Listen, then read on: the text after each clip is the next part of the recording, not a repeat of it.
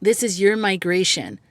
I really think migration in animals is the same thing with people who have a dream. We don't know where we're going.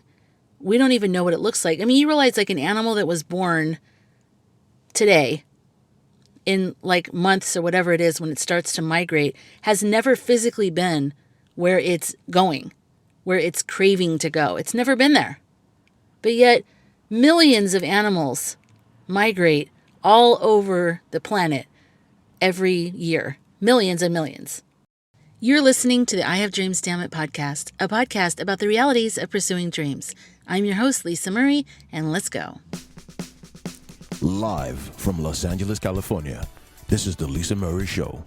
And with your host, Lisa Murray. The day I felt like I really started living. I don't have enough money to start this business. I'm so tired. I hate it. I'm working all the time. I'm not inspired when I'm worried about money. Life is either a daring adventure or nothing at all. I'm so sick of all these positive people talking about dreams. What about money? Like, how am I supposed to get the money? What it's really about, it's about you pursuing what makes you come alive. It's about continually connecting with that energy and just keep doing that. Keep going towards that. That's what it's about. I need to give up. There's too many obstacles. I can't take this shit anymore. Ships are safe in the harbor, but that's not what ships are built for. It feels really good to be my own boss. I have dreams, damn it! When I was younger, like grade school, I wanted to be an actress. And I told everybody, I'm going to be an actress, I'm going to be famous. And I believed that that was my destiny. I was definitely going to be an actress, and that was that. And then when I got to high school and took acting classes, I really liked directing people because we could give feedback on each other's performances. And I loved giving feedback on people's performances. It was like really, because I really put a lot of attention into doing it in a way that was respectful. And I always tried to compliment them first about what I liked and then talk about things that I could see maybe would make it a little bit of a different experience. I was really careful about how I said it. I didn't just go, okay, that sucked. And not that people would do that, but actually there are people who would do that. So yeah, so I didn't do that. And then when I was taking more acting classes and auditioning for things, I realized I don't want to say other people's words, because I actually have stories inside of me. So I started studying screenwriting, and I really love storytelling. So that started to make me excited. But then there were all these rules, and then it was kind of confusing, and I wasn't sure how I was going to make it work. Then I found the hero's journey structure thing, which I told you about in one of the other episodes, where I felt like I was crawling out of my skin, like, no, that sounds negative. I wasn't crawling out of my skin. I wanted to fly. Like, I felt like I wanted to just fly out of my body and fly around the room. I was so, like, I just felt like this is it. This is the thing. You know, like sometimes you get chills. Sometimes you want to fly around. I don't know. So I was sitting there, and when the instructor was going over what the hero's journey is with the mythic structure of storytelling, oh my God, it was like the marriage of my love of psychology with storytelling. It was the absolute bullseye. But I never even heard of any of this stuff before that point. Maybe if I were taught this stuff in grade school, my path would be totally different. You know, maybe I would have gone directly towards that. I don't know. And so sometimes things don't even exist until a certain point. So all you can do is the best until you get to that point. So I knew that that was what I wanted. But, you know, every time I would go towards film or storytelling or writing, I would also switch back and get into psychology. And I really loved learning about, you know, Eastern philosophies and psychology and just like how to better yourself and consciousness and self-awareness, other cultures. I used to talk with Derek all the time about, he's like a brainiac. He had a memory of like, you know, the whole world, cultures and migrations and what made people change in one way or the other way. And he really opened my mind. So we would talk a lot about all this stuff, about how things are viewed from different parts of the world and whatnot. And so that was a huge interest in mine. So I was swelling up on that side. And then I would go, oh, I don't want to just do psychology. I really want to do film because I love the idea of this going out into the entire world.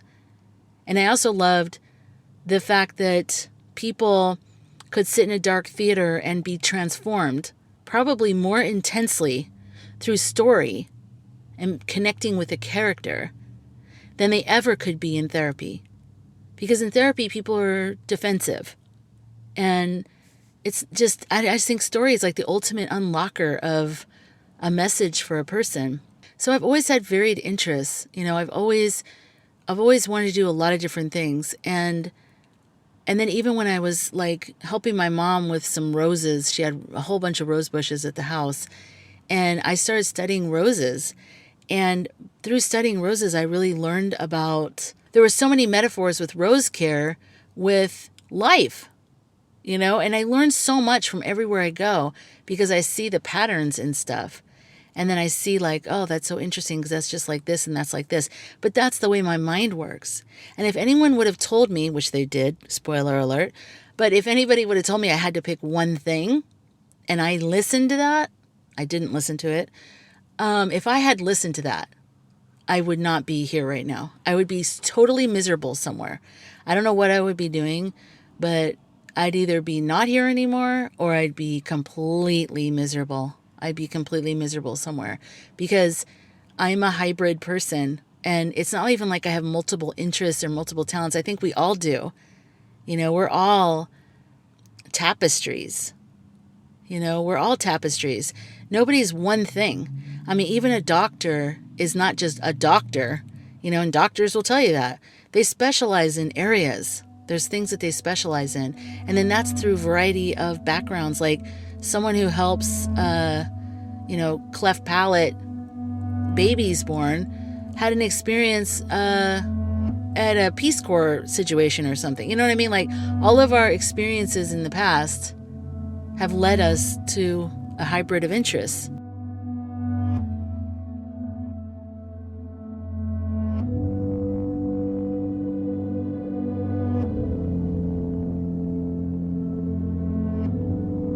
I mean, I think about animals that migrate.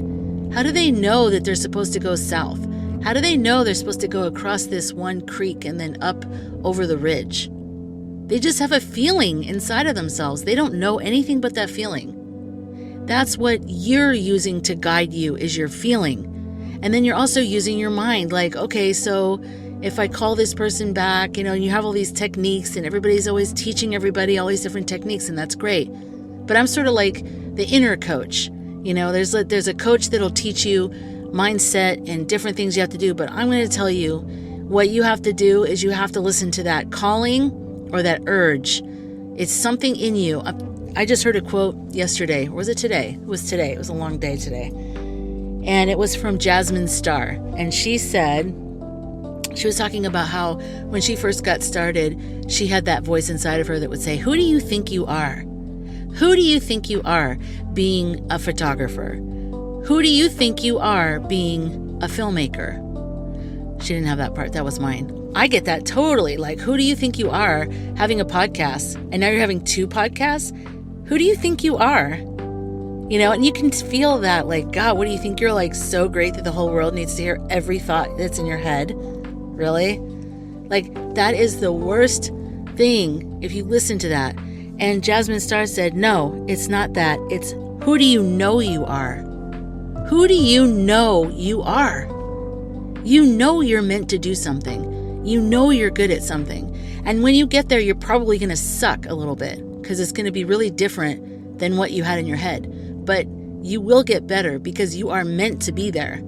And don't let your eyes or ears or senses fool you. Go by that one sense that's inside of you, that knowing. That's what you need to do. This is your migration. I really think migration in animals is the same thing with people who have a dream. We don't know where we're going. We don't even know what it looks like. I mean, you realize like an animal that was born today in like months or whatever it is when it starts to migrate has never physically been where it's going, where it's craving to go. It's never been there. But yet millions of animals migrate all over the planet every year. Millions and millions. So where are they going? And how do they know to get there? How do they know where they're going, everything's going to be okay? And there's a lot of animals that die during the migration. And the ones next to it see them dying and they still keep going. Why? What is this thing that makes us keep going? You know, what makes us even go on the journey? And I really think you have to want it more than anything else. And if you don't, it really will be like you're being weeded out. If you give up, you didn't really want it. You didn't. I know this in my soul because I fight for everything that I want. I fight hard, and I've been pushed down into the dirt until it was black, and I saw nothing. And that was me in the last, since 2012. Pushed all the way down. And I thought that was it for me. I thought I was dead, as you know, as I've talked about here. And somehow, one day, after a long period of just nothing, all of a sudden, I felt these inklings, these urgings to grow, just to grow. And there wasn't even a specific path yet. There was just a desire to grow. And from that, I started my migration, I guess you could say, from the deepest part of the soil back up into the sunlight. I knew that I was meant to go in a direction, even though I didn't even know what was going to come of it. I wasn't thinking like, oh, one day I'll be a tree, I'll bear fruit, I'll help feed families. I didn't even think about all that. And that's why sometimes when people say you need to articulate your dream, I don't think you do. I think you need to listen to your urgings, and that will inform you of what it is that you're meant to do or what you want to do and what you're moving towards. Does that make sense? Do you love going to farm stands and buying fresh from the farm produce? Do you have to pull over on road trips to pet a cow? No? Okay, maybe that last part's just me. Regardless, we can all agree on our love for all things agriculture. And how about art? Don't you love watching films about artists, painters, singers, dancers, musicians? Coming in September is the Ag and Art Film Festival in Vacaville, California, and they are open for entries. So if you have a film, a narrative, a documentary, a short, or a feature, if you're a student or if you're a pro, this is your chance to show your film to the world. And by the world, I mean Vacaville, California. But still, it's going to be awesome. Visit agandartfilmfestival.com for more information, and you can submit your film exclusively on filmfreeway.com. People ask us all the time, how do you get started? How do you get started? Honestly, you just have to get started. You literally have to want this more than you want where you currently are. The scales have to tip. You have to want this. You have to want this so bad that you're willing to do whatever it takes. This is not like switching majors in college and like, oh, I wanted to be a pediatrician and then I decided to be a realtor. I don't know. That's a horrible example. But the point is, this is not one of those kind of things. This is literally like, it's a journey and it's going to grind you up and spit you out. And that's a good thing. It's going to break you down and rebuild you. And I know that sounds dramatic, but it really is. The entertainment industry specifically, I'm talking about dreams in general, but the entertainment industry specifically is very competitive. You know, there's 1,000 people willing to do what you want to do, but they're willing to do it for free. So how are you going to get in there then? How are you going to pay your bills? You know, how are you going to make a living? What are you going to do? That is for each person to carve out. You know, it's not even about figuring it out because there's not just one way. Every person that comes to the industry, every new person, they're carving their new path. And each new person behind them carves their new path. And sometimes people's carvings from, earlier make it easier for the next person. But every person has a specific keyhole shape that they have to carve out themselves. That's just for each person. Each person has to do that. So there's no shortcuts. There really isn't. You need to do the work.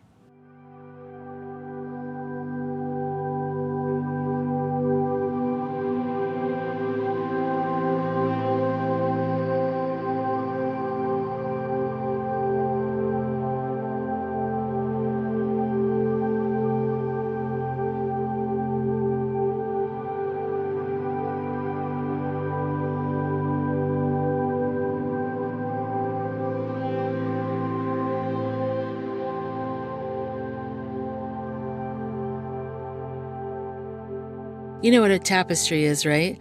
So what most of us think of it as a piece of thick textile fabric with pictures or designs formed by weaving colored weft. I'm reading this from dictionary.com. weft threads, or by embroidering on canvas used as a wall hanging or furniture covering. The second example of what tapestry means is used in reference to an intricate or complex combination of things or sequence of events. So we're all tapestries. We're all a combination of whatever our soul is and all of our soul experience and whatever we're bringing into this lifetime. Then all of our experiences in this lifetime mixed with our personality, mixed with our birth order, mixed with our horoscope, mixed with our numerology, mixed with our parents and our relationship with our siblings, if we have any, mixed with our environment, mixed with where we grew up, whether we traveled or we didn't. We only saw our own culture. We saw other cultures. Either we went to school, we didn't go to school. We did this, we did that. Like, we're all tapestries. And some look like they're a sheet. But if you get close enough to a sheet, there's things woven together. A sheet just looks like it's all one color. It looks like a blue piece of fabric. But if you get close enough to it, it's not just a blue piece of fabric. It's a whole bunch of things woven together that are mostly blue, that are dyed blue, right? So if you're honoring all those different things and those different influences in yourself, then you're going to look more like a traditional tapestry. You're going to have, yellow yarn mixed in with printed fabric, mixed in with an embroidered sunset, mixed in with something else. That's more realistic. That's more of like who we are. And the trick is, okay, so how do I take all that? I know that I'm all these things. I know that I'm different. I know that I've got all these different tastes. That goes back to the migration thing. I really believe we have to work on that urge. We have to work on that urge. And I feel like it's like our compass. It lets us know where we need to go. And we need to really learn how to listen to that, because that's going to guide us and tell us who we are and what we need to know. And all the experiences that I've been on, I really see how they've all woven together and created this hybrid of, the fact that I really loved film is because I love story, but I also loved the technical parts of film. I loved editing. I love the cameras. I love all that stuff. And so then now that I have a podcast too, it was like a natural evolution. It was like, oh, okay, boop, put that over there. And the podcast is sort of a mixture between my tech world and my psychology world. And then it's storytelling too, because I'm telling stories. So it's like, see how all the worlds kind of weave together to send you into these moments. And then this moment, this podcast, this isn't even everything. This is just the thing you know me as, if you're listening to this. But somebody else might know me as a filmmaker. Someone else might know me as a videographer. Someone else might know me as a person who's done their website, or someone else knows me as a managing partner with Dapo and music production. So there's a lot of different things that I do that I'm known for. And then there's different things that I know of myself. And so it's a varied thing. And I don't think that, people pressure themselves so much that don't do creative careers, or I don't know. I just feel like a lot of people put pressure on themselves. They send me an email and they say, okay, I don't really have a dream, but I know that I'm not happy doing what I'm doing. And I'm like, maybe you don't have a specific dream right now, but to me, the dream, okay, this is what I was trying to say earlier. I used to say I wanted to be an actress. Then I said I wanted to be an actress and a director. Then I said I wanted to be an actress, director, and screenwriter. Then I dropped the actor thing because that started to feel not responsible. It felt like I really just need to focus on the things I can control, okay? As if I can really control the other stuff, but okay. And anyways, I kept morphing into all these different things. And finally one day, because I've been talking about dreams forever, and so finally someone's like, well, what's your dream? And I was trying to say this and I was trying to say that, and finally I just realized, well, those are branches of the tree. What's the trunk? Like if I were to narrow it down, boil it all down and get to what is underneath all those pieces, all those different things that I love and the manifestations of that, what is at the heart of that? And I realized ultimately what I really love is living a life where there's flexibility in what I do. I love working in the creative field. You don't have to narrow down what your dream is or what you want to do. You just have to know what you feel inside and have the courage to go in that direction. That's what it is. You have to have the courage to back yourself on that vibe that's happening inside of you that's like your soul's migration. Your soul is trying to migrate you somewhere else where your destiny is, where maybe some things that your people you're supposed to meet and experiences that you're supposed to have that are going to make you feel so alive. And sometimes feeling alive is also feeling like shit. It's like you can say, oh, I want to feel alive, but, people only think about the good parts of that.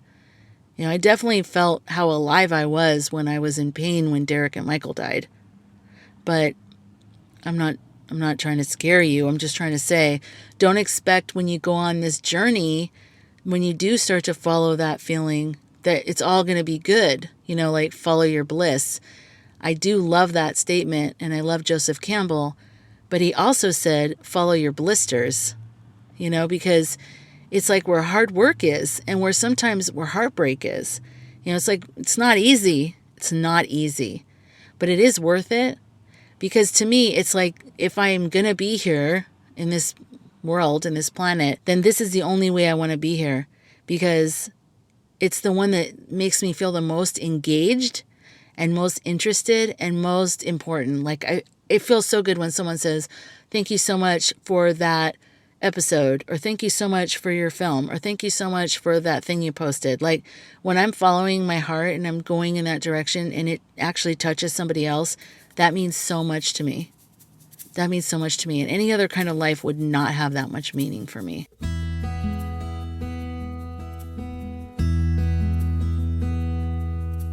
If you're starting from the beginning, you have a job right now, but you know it's not what you really want to do, and you're thinking, I really want more. I want more out of my life. I don't feel like I'm digging deep enough, or that I'm really in the full experience of life. Then I would start with things like journaling or just listening to yourself. Because if you're connected to your inner voice, then your inner voice will tell you what you need to do. If you're not connected to your inner voice, or you don't feel like there is an inner voice, that's just because you're not connected to it, then you're going to have to do some excavating. You're going to have to clear off some of the dirt that's been covered up over it. Because it's there, you just haven't been listening to it. So once you kind of are able to move all that other stuff out of the way and you can start listening to yourself, then you can start on that journey. And you can start acting on what those urges are. And sometimes they're small things. Like sometimes, I'm trying to think. Oh, for instance, I'm going to use this as an example. I was interviewed for a podcast, and it was interesting because I had just released one of my other episodes, and I said something about how I was talking about one of my fatal flaws, the fatal flaw episode right before the end of the year of 2019. And I said that I could do really big things and I can always kick ass at the big things, but like just doing my laundry or paying bills is always a huge hurdle for me, like just basic life stuff. And when I was editing it, I really wanted to delete that out because I thought, God, that makes me sound like a hot mess. And I was going to totally delete it out. And something just urged me. It was that little feeling inside that told me to keep it in. Just keep it in, And I thought, okay, well, whatever, I'm going to trust it. So I kept it in there. And the person that interviewed me for the podcast, she actually mentioned that, she goes, I just want to tell you, I was just listening to your podcast in the interview. And she said, what you said about doing big things and then you couldn't do small things, she said, I actually started crying. And I was like, that is crazy to me. Still, after all these years, it's crazy to me when I think something's not going to matter or that it's small or whatever, and how much of an impact it has on somebody else. And so that's why the urgings, the inner voice, intuition, gut feeling, whatever you want to call it, sometimes it comes to us in small ways, and it's just like little ways to say, turn left here, call that person back, sign up for that class, say this thing in your podcast, don't cut it out, be vulnerable. Like little things here and there, those are the little breadcrumbs. Those are the little things that lead us to our truest journey, being here on this planet, being here as this person at this time in this world. And, there are bigger callings as well. Move to another state. Quit your job. The trick is to the whole thing is listening to all of it. And don't try to figure out what it is. Don't try to figure out, well, this is what it's going to mean. And that's what I think that a lot of people do wrong when they're trying to figure out what their true calling, quote unquote, is. I think that it's not that clean and neat. I think that, I really wish in high school, like when they did the whole career development, I remember they had different counselors meet with us. And when I told them what I wanted to do, I was like, well, I want to be an actress. Nobody really wanted to meet with me. If I felt what they were feeling, then other people, lots of other kids that are 14, 15, 16, they're feeling the energy of the adults judging them. I felt judged. I felt like they looked at me like, no, you're not. Pick a realistic career. That's crazy. What are you talking about? And I would go, yeah, so I want to act. They go, okay, that's nice, but what do you want to do? And I go, that's what I want to do. And it's just like the weirdest. I didn't have enough support at home, and I just didn't know how to like back myself. I was really kind of out there. I just was like, wow, I don't really know how to like handle this. Because if the adult doesn't back me, I don't know what to say, honestly. So, but I wish like if I could go back in time, if they would have said to me, okay, good. So you want to be an actor. Do you want to be local, like do local stuff, or where do you see it? What do you see when you think of that? And I could say, well, I see myself in film internationally. I see myself all over the world. I see myself in like Hollywood in the main films that everybody sees. I see myself as that actor. I really do. Okay. So, let's see. We're going to get you with one of our teachers that does this kind of stuff, and they're going to help you map out plan of maybe if you want to go to school or if you don't want to go to school, but basically what you want, there's not a straight path. And so it's going to be a little bit more challenging, but if you really want to do it, you can do it. Why didn't they do that? Instead, they treated me like, oh my God, what? And so I saw when other people came in and they said, well, I want a business degree, or I want to do marketing, or I want to do this, that, and the other. Oh, you should have seen them. They were all like, oh, okay, let me have you come over here and talk to Mr. Clark. Mr. Clark, Tom's here to talk about his business degree. Oh, is he?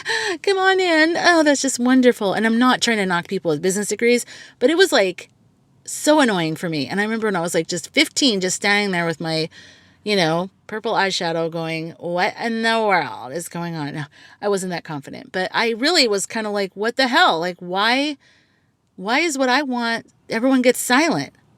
And I thought that meant they didn't think I could do it. I didn't know that now I'm an adult. I look back and go, they didn't even know what to tell me because none of them have followed that thing, if they even had that type of dream. None of them have done that, and they don't even know what to say. So instead of just going, oh, you know what, I don't know, and encouraging me to figure it out and they'll be there to help me, they encouraged me to not do it. They would say things like, why don't you just pick something else and then we'll do the other thing. And I'm like, oh, God. Think about things that you did when you were a kid, things that you loved, things that you maybe said to a teacher or a parent or a friend. And maybe you said something a long time ago and you didn't get a very good reception. And so you blew it off and you buried it. And you were like, never mind. That's not going to happen. So sometimes when people are like, yeah, I have no idea what I want to do. If I just talk to them enough, pretty soon they're like, I really did want to get into sewing and I wanted to design my own clothing line. And my mom was like so mean about it. And so I just decided to just get a marketing degree. I can't believe how many times people tell me stories like that. So think about that. Like if that's happened for you, if there's somewhere that you were, you pushed it down, because that can have really big, long-lasting, lifetime effect on you and what your relationship is with what you love. Because that's what we're talking about. We're talking about a feeling of loving something. And that's all it is. It was a combination of I loved acting, but I also felt like I was supposed to do it. It was my migration. And it got squished out of me. And I ended up going in a different direction. But I also think the different direction thing was meant to happen as well, because I met people that I know that were very important in my life. So I don't regret it, but I do wish that as a society, as a species, I wish we just supported young people a little bit more to at least be in touch with that, to not lose touch with it. Maybe you can't do it because of financial reasons or other reasons, but just stay in touch with it. Like, gosh, oh, that would be so awesome. I wish you could be an actress. That would be so amazing. So what can we do right now to keep you acting, but then still also make sure that you're able to pay your, I don't know. It's kind of an unrealistic part of being an actor. Like you've got to throw a lot of stuff to the wall and just hope to God it sticks. So yes, there's studying your craft. Yes, there's going to New York or LA. Yes, there's meeting the right people. Yes, there's all that kind of stuff. But at the end of the day, it's still a whole lot of luck. It's a whole lot of risk. And you have to just have some burning desire, some drive in you that just is like, no matter what anybody says, this is where I'm going to go. And I did have that when I was younger. And I was so afraid when I was like in my late teens. I just got so afraid. Like I felt like, gosh, if I go out there, I have nobody. I have no one in the industry. Nobody I know. None of my friends are even into this. None of my family members are into this. I don't know what to do. Honestly, I don't know what to do. So I didn't do that. And I just, sometimes I wonder, like, what would my life be like if I would have done that? But the pain of that makes me know that today I will listen to myself.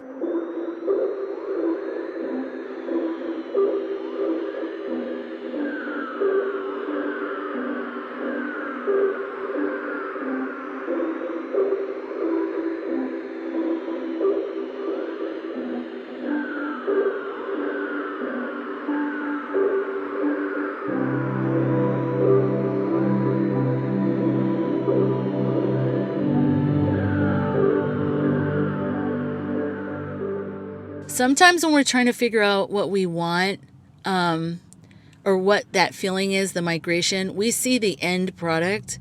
And I always used to tell, it kind of goes back to the thing I was telling you about what I said in my podcast about how I can do really big things, but then the small day-to-day things are really hard for me sometimes. And I think it's kind of like if I were looking in a telescope, and I picture myself standing in a desert, and I'm looking in a telescope, and I see this town in the middle of the desert, but miles and miles ahead of where I am. So, okay, maybe I'm looking through like some kind of crazy telescope. I don't know what it is, but I'm seeing a town miles and miles away, and I'm holding this telescope, and I'm walking as I'm holding the telescope. So I'm walking towards the town, but I'm looking through the telescope. So I'm seeing the town right there. But if I were to put the telescope down and look around, I wouldn't see anything because it's so small in the horizon, I can't even see it. And so I keep the eyepiece up to my eye and I keep focusing on that. I am good at that. I can visualize the shit out of something. That's how I can execute events because I can visualize it. I see every part of it and I love doing that. I walk through every single thing. I do this with a lot of different things actually, but I can visualize every part of it. And it's like a muscle that I developed. And that's actually the same muscle that got really damaged after Derek and Michael died because I just felt it. I felt like that part of me was damaged and it's taken me a long time. And launching the film festival, the Ag and Art Film Festival last September, that was the first time that I was like, okay, maybe I can do this. And I had the support of those two women I was telling you about, Kathy and Michelle, but I was able to visualize, and I was really worried that I had lost that because I wasn't really able to do it that much for many years after that. But okay, sorry, let me go back to the telescope. So I'm walking with the telescope. The telescope is my ability to visualize things, okay? So I'm looking straight ahead and I'm seeing the future. I'm seeing this thing that I'm going to create. But meanwhile, my feet, I'm walking into cacti. I know I hate saying that word. I wish we could just say cactuses because why not? But anyways, I'm walking into many different desert flora with thorns and walking into holes, twisting my ankle, kicking rocks, getting bit by a snake. Like all these things are happening at my feet and leg level, but I'm seeing where I'm supposed to go. But if I get bit by a rattlesnake, I'm going to die. If I'm looking through the telescope and I'm seeing the town, that's a great skill. But then the fact that I'm being bitten by a rattlesnake, I'm probably going to die. Because I don't take the scope down and look at my legs and my feet. So that division between being able to have that sight into the future, but then not fully be able to be present in where I am, where my feet are, that's part of my disjointedness, right? But I think that happens to a lot of people with their dream. They look through the telescope and they see And the telescope could be anything. It could be just a thought or a feeling, but you see yourself in the future, or you see yourself living near water. You see yourself maybe living in Seattle or San Francisco. But right now, you live in Wyoming. I don't know why Wyoming keeps coming up. This is so weird. It came up in last week's episode too. Wyoming. Is there anybody in Wyoming that listens to the podcast? Oh boy, there's something going on there. Okay, so if the person lives in Wyoming and they keep picturing themselves living in this place, and they can picture it totally like they picture the gate, they picture their little outdoor chair that they sit on and they watch the water, and when they get home and they just sit there and have a glass of wine or a cup of coffee, and just watching the water. And so, they can see that, but then when they take the scope down, they see themselves in Wyoming, and they can't even imagine, how would you get Wyoming? How would I get there? Like, what does that even mean? Yeah, when you go by your external senses, sight and listening and feeling and all that stuff with your skin feeling, yeah, you aren't going to be able to get it necessarily, because those senses are good for survival in this life, like where the snakes and the cacti and all that stuff are in my example from me being in the desert. That's good for that place, but it's not good for, it's a different kind of sense. It's my intuitive visual sense of looking through the telescope and being able to see myself in the future. And not even the future, but just being able to see myself in that situation. Those are two different things. I don't know if this is making sense. I feel like I'm making it more confusing, but the point is, sometimes you don't know what your dream is because you're basing it on what you see or don't see, or what you see around you. And what I'm saying is, you've got to follow your intuition. You've got to follow the thing inside of you that you love, because that will open so many doors. You can't even believe, like Paulo Coelho says in The Alchemist, when you want something, all of the universe conspires in helping you achieve it. And I truly believe that once we go on that journey, once we say yes to that intuitive feeling, that migrational urging, the visuals that happen. Some people are visual, some people aren't, but just a feeling. If you're starting to go in that direction, if you say, I'm going to start listening to this, you'll be amazed at what's going to unfold for you. And it's not about a specific career. A dream isn't about a specific career. It's about a lifestyle of living in that place where there's so many things you want to do, and that's okay. And that you're going to dedicate your life to trying to figure out how to do that and survive financially and any other way you have to do it. So if you have to get a job as a janitor at night at a school so that you can do what you really love during the day, then that's what you're going to do, because you're going to be so filled with purpose. And then after you do that for a year, you go, I've got to figure out something else. Maybe I can do some online training, because I do know how to do felting, wool felting, and I can teach that, and I could teach it, through teachable.com or something, and do an online course. And so then you start to learn that, and then you start to teach that, and the next thing you know, that's how you get your income. Then you can quit the janitorial job. So it's like a journey. It's windy. It's like, it just takes you all over the place. And as long as you just can take care of your needs and you're just kind of going back and forth. There's another part to The Alchemist, since I brought up The Alchemist in this, that I love. First of all, I just love The Alchemist. Hands up for anybody who's read The Alchemist. Hello. And then the other part is Audible. Jeremy Irons, the actor, he does the voice for the Audible The Alchemist. He's a little intense at times because it's not really how I read it in my mind, but I do appreciate it also, though. It's a whole different kind of feeling. There's a story where in the Alchemist, where the boy, he's like a shepherd boy, and he's going on this journey, and it's really good. Like, if you believe in dreams and you understand the whole path thing, or if you want to understand it, read that book, because I feel like that'll give you some insight into what I'm trying to talk about here. So the king meets the boy, and he tells him to go into his palace, and he hands him a spoon and puts some drops of oil on the spoon. And he says, go through my house, but make sure you don't spill any of this oil. And so, the young boy, the shepherd boy, says, okay. So he goes through the house, walks through all the rooms, comes out the other side, and he made it, like on the other side, the spoon with the oil, no oil spilled. And he meets back up with the king, and he goes, okay, I'm back. Here's the oil. And the king says, well, did you admire the tapestries on the wall? And he's like, no, I didn't see those. And he goes, what about all the beautiful furniture I've had, handmade and imported from all over the world? No, I didn't see that. What about all the beautiful flooring and all the amazing things? No, I didn't see any of that because you told me to look at the oil. And he's like, okay, I want you to go back in there and I want you to notice all those things. And when you come out the other side, just tell me what you think. So he goes in there. He's amazed. He's like, oh my God, these are the most beautiful tapestries. These are the most beautiful pieces of furniture. You could see the workmanship in all of the house and everything in the house. It was just absolutely beautiful. And he comes out the other side. Oh my gosh, I can't believe everything is so beautiful. Oh my God, thank you for telling me to look around. And the king says, well, where's the oil? And he goes, oh, I don't know. I was busy looking at everything. And he said the key to life is to be able to notice all those beautiful things all around, but to keep the oil in the spoon. So that's kind of like the dream journey in the sense that you're now aware of all these other things. I feel like just having a job is just making sure the oil stays in the spoon. If you're not doing what really makes you happy, you're just paying your bills. You're just keeping the oil in the spoon. And if you're just doing whatever you want all the time and you're just trying to figure out and you're always being happy and that's all you care about and you're being irresponsible, that's you being all crazy and the oil's all over the place.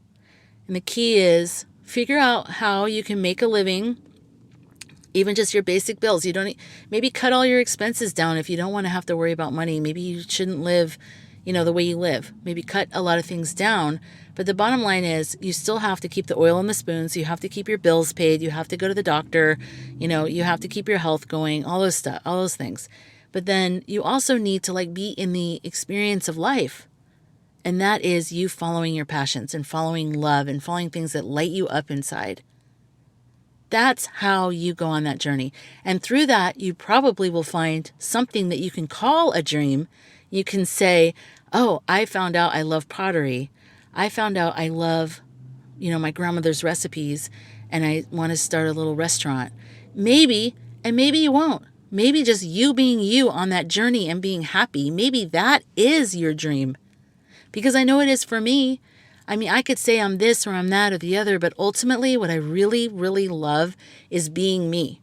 I love exploring the things that I feel inside and being free enough to be able to do that. And that is such a good feeling when you're connected to your dream.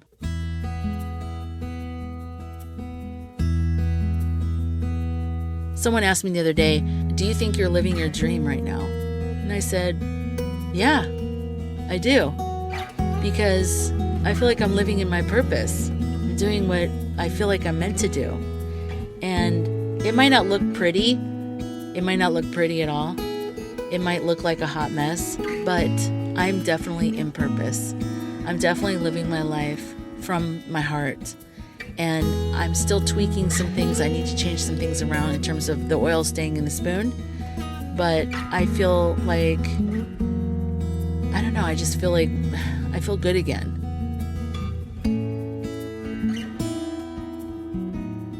For some people, there is no set dream per se. There's no specific thing. Like someone might say, I want to be a professional baseball player. That is something that they're going towards. But for someone else, it might just be more of a feeling. Like I need to go move towards California. I'll move to California. We'll see what happens from there. I'm going to move to California and then I'm going to figure it out from there. You know what I mean? Like you're just going towards something and things will be revealed to you. So that's what I mean by this is that some people have a specific thing, but even on that, it might morph and change. He might say, I want to be a professional baseball player. And then when he starts playing, he realizes he really likes sports medicine because he's always interested in injuries and the time it takes to heal and different modalities of healing. And he's always talking to the different the doctors for the team. And then he's like, you know what? I actually really want to go back to school.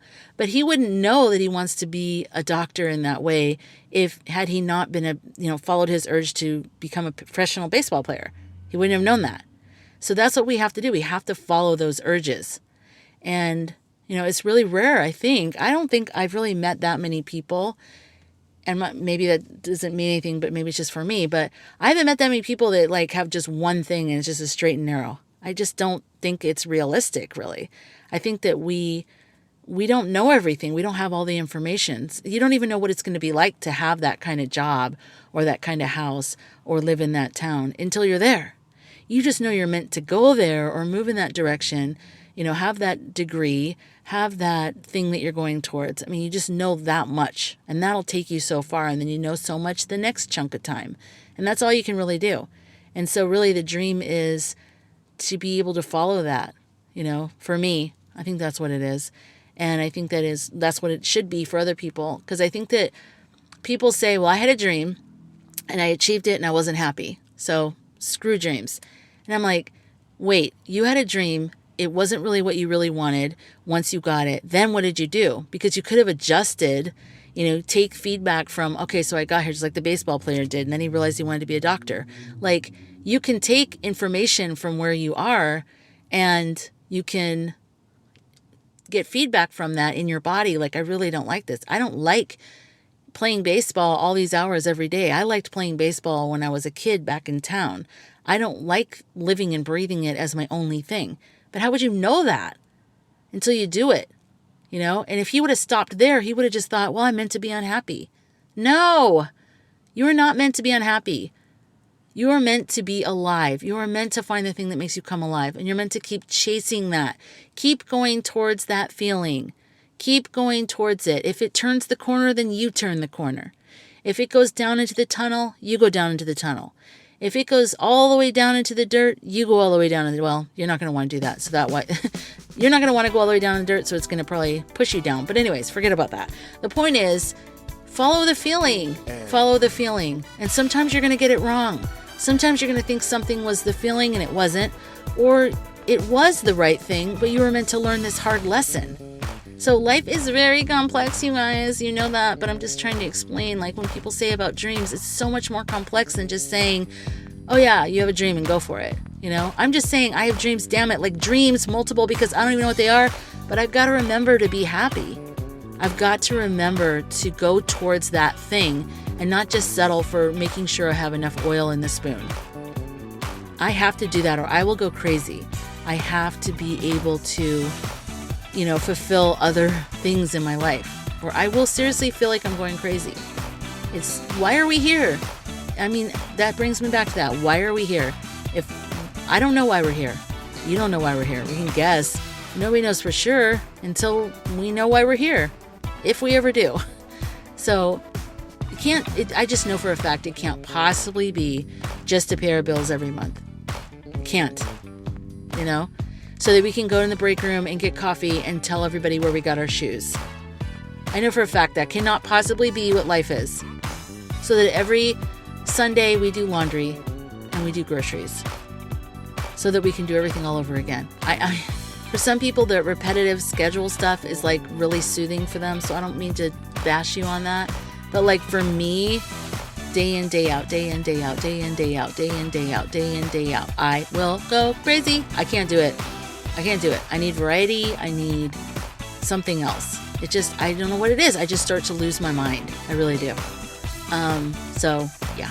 So I think it's about a lot of other things. So expand your mind, focus on what makes you come alive, focus on what makes you happy, and go in that direction. Okay? And if you want to share your dream journey with me, I would love to spotlight some people that maybe had a dream and then maybe they turned a corner and they found another thing out of that. Because I think we need to hear that. I think we are only getting one version of dreams like pumped down our ears every day. Maybe not every day, but you know what I mean. And maybe we need to start hearing from people who had multiple different things happen in a lifetime, because I bet you that's more true. And there's more of people doing that than whatever the other one is. The straight line, I just don't buy it. I don't think it exists anymore. How is that even real? Like, that's it? What are we playing, little people? Me and my brother in the living room? Like, what is this? That is not real. That's not real life.